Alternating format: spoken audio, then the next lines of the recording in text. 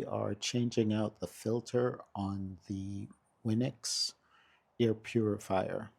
And in order to do that, it's really simple. First, you have to remove this cover. And it's as simple as just pulling it apart like that. It comes off. If your filters look like this, it's gone way too long. And you have two clips here.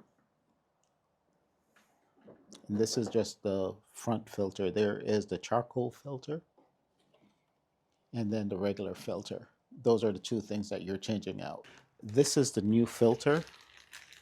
It comes with the charcoal filter and the regular pleated filter in it.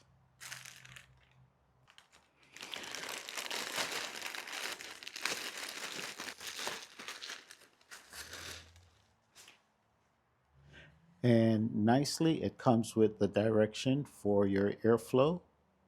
And you have the charcoal filter just like you had before, and then you put your other filter. So this filter goes in first, charcoal, and your front filter.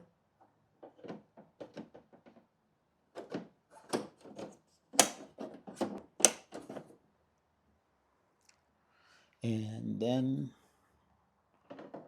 this, and that's it. These filters can also be found on Amazon, and I'll put a link down in the description for you.